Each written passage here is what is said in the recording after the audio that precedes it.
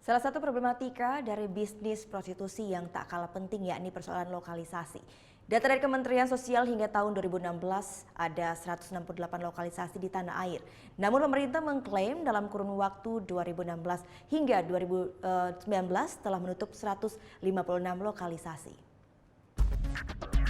Lokalisasi menjadi salah satu permasalahan lingkungan yang masih menjadi pekerjaan rumah pemerintah.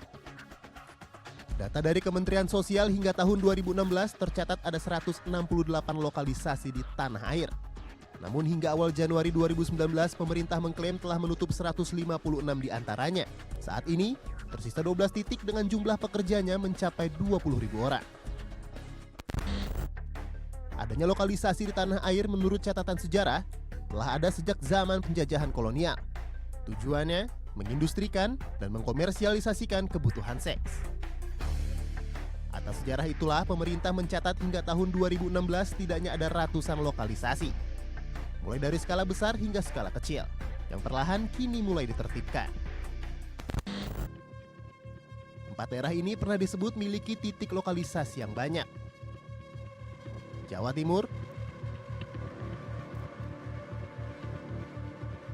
Jawa Barat, Kalimantan Timur, dan Kalimantan Tengah. Praktik prostitusi pada dasarnya punya prosedur sederhana. Pekerja seks komersial, mucikari, dan pemesan. Meski lokalisasi ditutup, masih saja praktik ini terjadi, seolah tak pernah berhenti.